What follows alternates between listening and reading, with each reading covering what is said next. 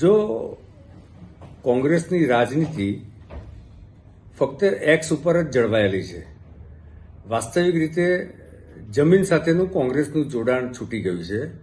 એટલે એમની રાજનીતિનો એકમાત્ર મુદ્દો દરેક મુદ્દા ઉપર જુદા જુદા પ્રકારના ભારતીય જનતા પાર્ટીની સરકાર ઉપર આક્ષેપો કરવા. એમના ટ્વીટના સંદર્ભમાં મેં બગદાણાના જે ઇસ્યુ છે એ મેં વિગતો મેળવી છે અને ખરેખર તો કોઈ બે વ્યક્તિ વચ્ચેનો આ ઘટના છે.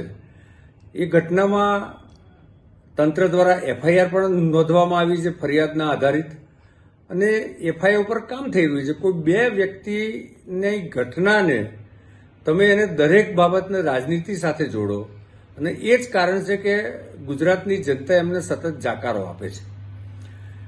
ભૂપેન્દ્રભાઈ અને હર્ષભાઈની આ સરકાર, આપ જુઓ છો કે જે કોઈ ગુનેગારો છે એ ગુનેગારોને બક્ષવામાં જરા પણ માનતી નથી, અને કાયદો અને વ્યવસ્થાના સંદર્ભમાં ઝીરો ટોલરન્સ છે.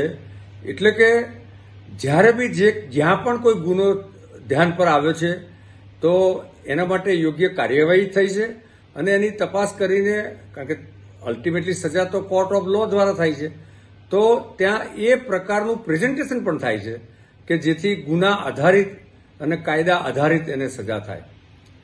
ભાજપાની સરકાર એ કોઈપણ પ્રકારના સેલિબ્રિટીઝ હોય કે કોઈપણ રાજકીય નેતૃત્વ હોય કે કાર્યકર્તા હોય કોઈપણ પક્ષના, એને કોઈપણ સંજોગોમાં છોડતી નથી.